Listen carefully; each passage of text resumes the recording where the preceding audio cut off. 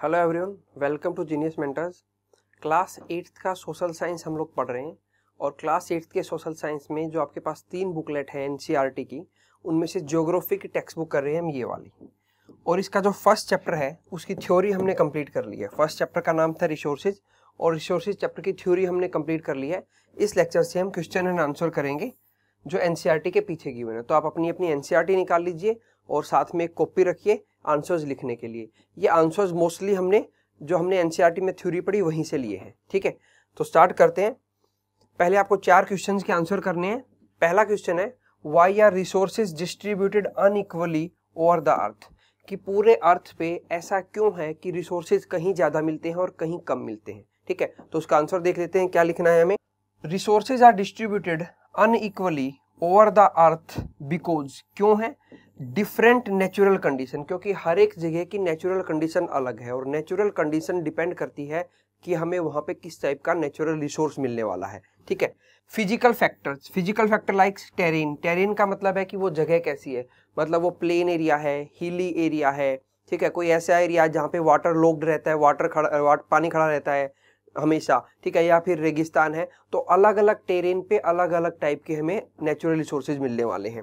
Climate भी effect डालता है कि किस टाइप का वेदर कंडीशन है वहाँ पे, गर्मी ज़्यादा है, सर्दी ज़्यादा है, मॉडरेट टेम्परेचर रहता है, मतलब ना गर्मी ज़्यादा ना सर्दी ज़्यादा। तो किस टाइप का टेम्परेचर है, किस टाइप का क्लाइमेट है, वहाँ पे बारिश होती है तो कितनी ज़्यादा होती है या कितनी कम होती है। तो ये सब बातें इफेक्ट डालती हैं। और साथ में एल्टीट्यूड का मतलब है हाइट। ठीक है, तो इसलिए अनइक्वल डिस्ट्रीब्यूशन है रिसोर्सेज का अर्थ के ऊपर। देन नेक्स्ट देखते हैं, what is resource conservation? Resource conservation क्या है? रिसोर्सेज को बचाना। Saving the resources for future generation is called resource conservation. ठीक है, इट इज द प्रोटेक्शन, उनको बचाना, प्रोटेक्ट करना, एंड जुडिशियस यूज। जुडिशियस मतलब समझदारी से यूज करना। ऐसा नहीं है कि कोई नेचुरल रिसोर्सेज अगर हमारे पास बहुत लार्ज अमाउंट में है तो हम उसको एक्सेस में यूज करने, उसको हमें जुडिशियसली यूज करना है। ठीक है, जुडिशियस यूज ऑफ रिसोर्सेज, तो ये हो जाएगा रिसोर्स कंजर्वेशन। नेक्स्ट देखते हैं, why are human resources important? Human resource important क्यों है? क्योंकि ह्यूमन बींग्स ही बाकी रिसोर्सेज को यूज करते हैं उनकी यूटिलिटी के अकॉर्डिंग। तो इसलिए ह्यूमन रिसोर्सेज इंपॉर्टेंट है। Human resource are important because development of other resources जैसे कोल है, ठीक है, माइनिंग नेचुरल ऑयल है या क्रूड ऑयल है। ठीक है, जितने भी नेचुरल रिसोर्सेज हैं, अदर रिसोर्सेज सोलिली मतलब केवल एकमात्र, depend upon this resource. This मतलब कौन? ह्यूमन रिसोर्स पे। एज ह्यूमन हैव नॉलेज, क्योंकि हमारे पास नॉलेज है, स्किल है और टेक्नोलॉजी है to develop the other resources. इसलिए ह्यूमन रिसोर्सेज इंपॉर्टेंट हैं, क्योंकि उनके पास वो टेक्नोलॉजी है, वो स्किल है, वो नॉलेज है जो बाकी रिसोर्सेज को यूज करने के लिए चाहिए। तो ह्यूमन बीइंग सबसे ज्यादा इंपॉर्टेंट रिसोर्स है। What is sustainable development? Sustainable development क्या है कि हमें नेचुरल रिसोर्सेज को इस तरह से यूज करना है कि हमारी आज की रिक्वायरमेंट भी पूरी हो जाए और हमारी फ्यूचर की आने वाली फ्यूचर जनरेशन की रिक्वायरमेंट भी पूरी हो जाए। तो उसको बोलते हैं sustainable development. We should use resources in such a balanced way that we satisfy our need as well as conserve मतलब बचा के रखें, them for the future. This concept is called sustainable development. इस कंसेप्ट को बोलते हैं sustainable development. Next देखते हैं, अभी हमें टिक मार्क करनी है। ये एमसीक्यू है, मल्टीपल चॉइस क्वेश्चन, जहां पे हमें एक से ज्यादा चॉइसेस दी गई हैं। Which one of the following does not make substance A resource? इनमें से क्या चीज है जो सब्सटेंस को रिसोर्स नहीं बनाती? तो हमने पढ़ा था रिसोर्स के लिए हम एक तो उसकी क्वांटिटी देखते हैं, वो कितनी क्वांटिटी में अवेलेबल है, और दूसरा उसकी यूटिलिटी देखते हैं। ठीक है, तो ये दोनों चीजें यहाँ पे होगी, क्वांटिटी और यूटिलिटी। तो क्या चीज उसको रिसोर्स नहीं बनाएगी? उसकी value. Which one of the following is the human made resource? तो ह्यूमन मेड रिसोर्स क्या है? स्प्रिंग वाटर तो नहीं है, ट्रॉपिकल फॉरेस्ट भी नहीं है, लेकिन जो मेडिसिन बनाते हैं कैंसर को ट्रीट करने के लिए वो ह्यूमन बींग्स ने बनाई है, तो उनको हम बोल देंगे human made resources. Complete the statement. Non renewable resources, किसको नॉन रिन्यूएबल रिसोर्सेज बोलेंगे? नॉन रिन्यूएबल रिसोर्सेज वो होते हैं जो लिमिटेड होते हैं, जिनके खत्म होने का हमें खतरा बना रहता है कि ये कहीं खत्म ना हो जाए। तो those which have limited stock, तो उनको हम बोल देंगे नॉन रिन्यूएबल रिसोर्सेज। अब एक एक्टिविटी है जहां पे लिखा हुआ है रहीमन पानी राखिए बिन पानी सब सून, पानी गए ना उबरे मोती मानस चून। ठीक है, तो ये एक सेइंग है, एक पोइट है जो ली गई है। ठीक है, इसको लिखा है अब्दुल रहीम खाने खाना ने। सेज रहीम कीप वाटर, इसका मतलब क्या है, एज विदाउट वाटर, वो कह रहा है कि पानी को रखिए क्योंकि बिना water, without water there is nothing, बिना पानी के कुछ भी नहीं है। ठीक है, without water pearls swan and ducks can not exist, ये तीनों ही चीज बिना पानी के एग्जिस्ट नहीं कर पाएंगी। ठीक है, these line were written by the poet Abdul Rahman Khane Khana, one of the 9 gems of Akbar. Akbar की कोर्ट में 9 रत्न थे, मतलब 9 लोग थे जो अलग अलग फील्ड में टैलेंटेड थे, तो उनको हम 9 रत्न बोलते थे। तो उनमें से एक था अब्दुल रहमान खाने खाना। What kind of resources is the poet refer to? तो हमें बताना है कि पोइट किस टाइप के रिसोर्स की बात कर रहा है। तो पोइट जो है वाटर एज ए रिसोर्स की बात कर रहा है। Right in 100 word what would happen if the resource disappear? हमें 100 वर्ड में लिखना है कि अगर ये रिसोर्स जिसके बारे में पोइट बात कर रहा है यानी वाटर, अगर वो खत्म हो गया तो क्या होगा, उस बारे में हमें 100 वर्ड्स में लिखना था। ठीक है, तो देख लेते हैं हम क्या लिख सकते हैं। Natural resource that the poet is referring, मतलब जिसके बारे में वो बात कर रहा है वो है water. It is one of the most important resource of the life, जीने के लिए ये सबसे इंपॉर्टेंट रिसोर्स है। बिकॉज विदाउट वाटर तो हम अपनी लाइफ को मान ही नहीं सकते कि जो लिविंग बीइंग है वो एग्जिस्ट भी कर सकते हैं पानी के बिना। पानी तो उनकी प्राइमरी रिक्वायरमेंट है, food and water. Life can not exist without water. All the living organism include plants, animals and human beings can not survive without water. Water is used for drinking, cooking, cleaning, washing and bathing। ठीक है, इन सब चीजों activity के लिए पानी हम लोग use करते हैं। Water is also used for irrigation and agriculture. Nowadays, water is also used for generating electricity. Water is used in all the sector of the life, from personal life to agriculture sector, industrial sector, etc. No form of life is possible without water. ठीक है, यहाँ पे कोई मुश्किल ऐसा difficult word नहीं था, तो इसलिए मैंने बीच में कोई वर्ड मीनिंग नहीं बताया, ये सब कॉमन यूज के वर्ड है। ठीक है, तो ये पूरा का पूरा आप लिख सकते हो कि पोइट क्या बोलना चाह रहा है कि वाटर जो है वो सबसे इंपॉर्टेंट रिसोर्स है। वाटर के बिना आप लोग अपनी लाइफ का एग्जिस्टेंस भी हो पाएगा ये भी पॉसिबल नहीं है किसी भी लिविंग बीइंग का। पर्टेन का मतलब होता है मान लेना, गैस कर लो, मान लो that you live in the prehistoric time, कि आप हिस्ट्री, जब प्री हिस्टोरिक टाइम वो है जहां पे हमें राइटिंग्स नोन नहीं थी, हिस्ट्री से पहले का टाइम। ठीक है, times on A high windy प्लेटू, एक ऊंचे बहुत तेज हवा जहां चलती है उस प्लेटू पे आप रोक रहते हो। प्लेटू जमीन का वो हिस्सा होता है जो बाकी हिस्से से ऊपर उठा होता है, तो इसको हम बोल देंगे ये प्लेटू है। what are the uses you and your friend could put the vast wind to? Can you call the wind a resource? क्या आप विंड को एक रिसोर्स बोल सकते हो?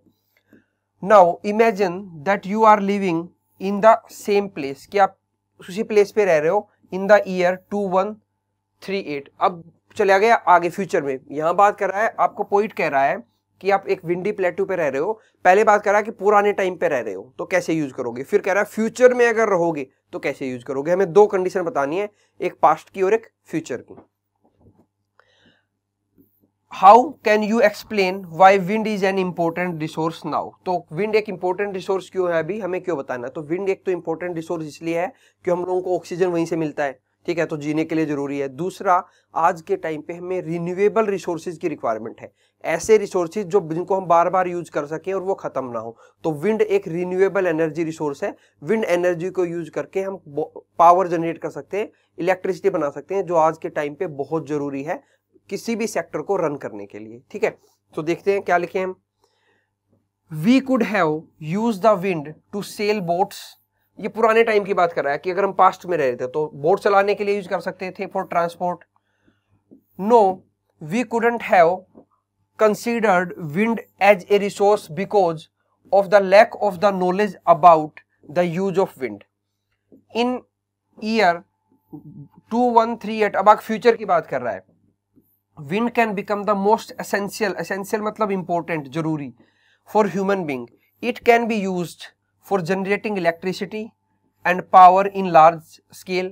Wind is an important resource because wind power is the most efficient technology to produce energy in safe and sustainable manner. तो मतलब wind energy जो प्रोड्यूस करते हैं वो सेफ है और सस्टेनेबल है. सेफ इसलिए है क्योंकि उससे कोई भी हार्मफुल गैस नहीं निकलती है जब हम विंड एनर्जी से पावर जनरेट करते हैं. दूसरा सस्टेनेबल है. सस्टेनेबल मतलब आज भी है और कल भी रहेगी, ये हमें पता है. तो विंड तो एक रिन्यूएबल रिसोर्स है. Efficient use of electricity created by wind energy contribute to sustainable development. और उससे जो हम इलेक्ट्रिसिटी बनाएंगे, इलेक्ट्रिसिटी क्रिएट करेंगे विंड से, उसको हम एक सस्टेनेबल डेवलपमेंट के लिए यूज कर सकते हैं उस इलेक्ट्रिसिटी को. It reduce the use of fossil fuel. तो जो अभी हम लोग एनर्जी बनाते हैं वो बनाते हैं फॉसिल फ्यूल से, मतलब कोल को जलाते हैं और फिर उससे एनर्जी बनाते हैं, तो उससे बहुत ज्यादा पोल्यूशन होता है, तो उस चीज को भी बचाया जा सकता है. Which are origin of green house gases that cause global warming. जो फॉसिल फ्यूल है उसके बर्न करने से ग्रीन हाउस गैसेज निकलती हैं. ठीक है, ग्रीन हाउस गैसेज जैसे कार्बन डाइऑक्साइड, ठीक है, नाइट्रोजन ऑक्साइड्स, सल्फर डाइऑक्साइड, ये ग्रीन हाउस गैसेज है. और उनसे क्या होता है, ग्लोबल वार्मिंग होता है. और ग्लोबल वार्मिंग से बहुत सारी प्रॉब्लम्स होती हैं. Wind energy does not emit toxic substance into the air. ये हमने पढ़ लिया, इसलिए भी वो अच्छे है. Wind energy does not generate waste and contaminated water. अब इससे कोई वेस्ट भी नहीं मिलता. विंड एनर्जी जैसे कोल से हम एनर्जी बनाते हैं तो फिर बाद में हमें एस मिलती है, राख जिसको बोल देते हैं. ठीक है, वो वेस्ट की फॉर्म में मिलती है, लेकिन यहाँ पे हमें ऐसा कुछ वेस्ट भी नहीं मिलने वाला है. ठीक है, तो इस तरह से हम पास्ट में और फ्यूचर में विंड एनर्जी को यूज कर सकते हैं. Pick up a stone, a leaf, a paper straw and a twig. Twig होती है टहनी, जो पेड़ की टहनी होती है. Think how you can use these as a resources. उनको आप रिसोर्स कैसे यूज कर सकते हो.